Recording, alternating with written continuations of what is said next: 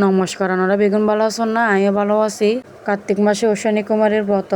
আমি 3টা বাজে উড়িয়ে ভাত রান্না করি ফেলের। আর তারপরে দিনে যে পূজার আয়োজন দেখতে লাগবে না, বনলায় কিন্তু বইরেই এটা কিন্তু পূজা সাজা রাখি অলরেডি। এই ভিডিও দিতে কিন্তু খুবই দেরি গিয়ে আসলে ভিডিও গরম বয়েছে নিন কিন্তু খুবই একখানা পরিশ্রম আছে।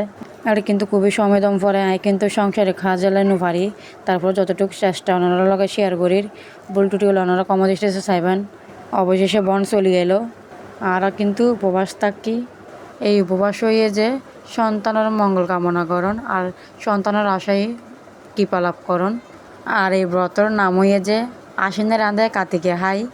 আসলে এগুলো খুব প্রচলিত, আনন্দও লাগে।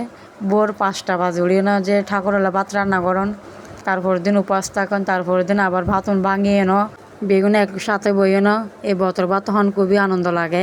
আসলে আমিও ছোটোবেলায় মেসের করে বতর ভাত খেতে বান্ধবী এখন লগন মিলিয়ে আর বাড়ি জিরে যখন হয়ে যে তোর বান্ধবী এখন ডাকিলে হয়তো বান্ধবী বল বহুত বিজি। আমি বতর ভাত তালিন সাজালাম ইন্দে এক সাইডে হলা নাইগুলোর ফুর দই লবণ সামান্য পানি দিয়ে হাইছে এবং আসলে খুবই ভালো। আমি ভিডিও করে যে আর বাড়ি যখন খুবই খুশি হয় আর ওখানে ভিডিও করা আদিত্য হয়তো বসে আর ঘরের মধ্যে পড়লে মেহমান। আর আপনারাও বতর ভাত রান্না করার জন্য আর কিন্তু কমেন্ট বক্সে জানাবেন। অবশেষে আর ভিডিও এসে